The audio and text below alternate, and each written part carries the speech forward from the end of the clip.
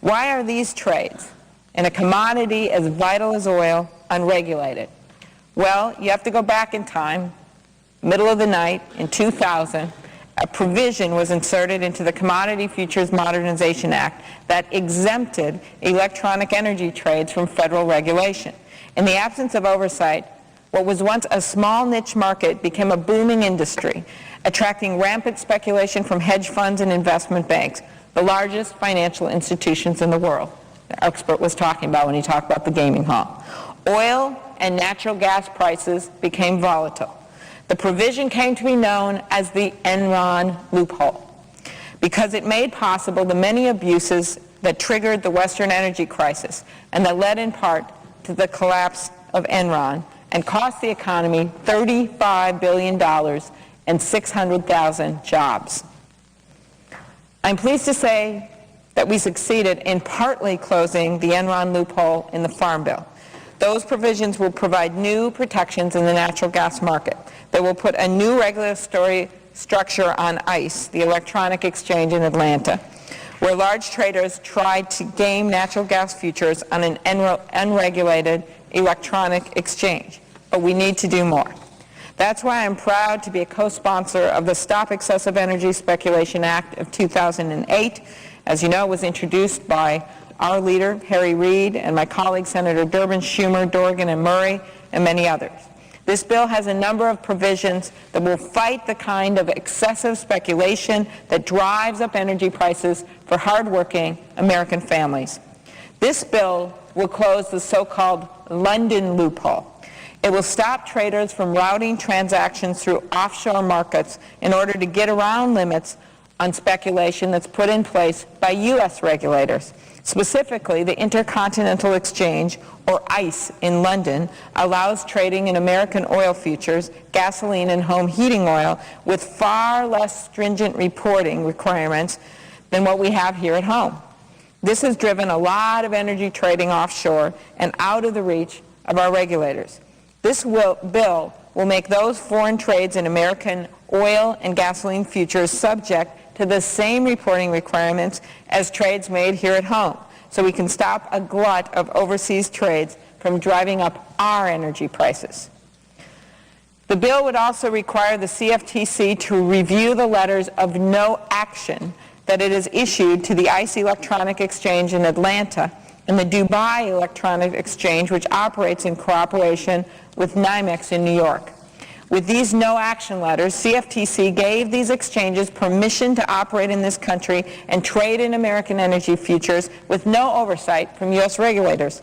Personally, I don't feel that I can tell the people of my state, I can tell people in Duluth, Minnesota, Rochester, Minnesota, Worthington, Minnesota, that they should rest easy because the Dubai Financial Services Authority is looking out for them. They know that's not true.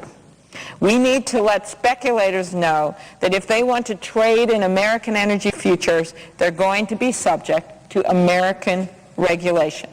We had the head of the CFTC, Mr. President, testify before a joint meeting of the Agriculture and Appropriations Committees, and I still can't quite believe the meeting. And he was happy that we were going to try to give him some more people to work in his agency, since they've had this enormous decrease at the same time that we've seen this enormous increase in this kind of rampant speculation.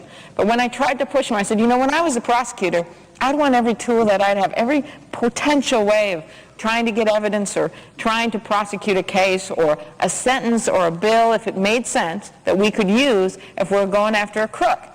I said, it wouldn't mean we always use them. Some of them we maybe use once a year. Some of them we have as a hammer over someone's head. Some of them we use all the time. But you want to have those tools. But he didn't seem that interested. And that was at that moment I thought, you know, we're going to do everything we can to prop up this agency and get it moving. But we got to have people in charge, cops on the beat, that really want to do the job. And that's why I'm so concerned about this administration. You haven't seen the same thing in the financial services area, where you have Secretary Paulson and Ben Bernanke working hard on this crisis, working with the people in Congress as an equal footing, trying to get things done, communicating with us. I just didn't get that same feeling when we had that testimony before our committee. What else will this bill do? Well, this bill would also convene an international working group of financial market regulators to develop uniform reporting and regulatory standards in the major trading centers around the world to put an end to this problem of speculators shopping around for the country with the weakest regulations, the race to the bottom.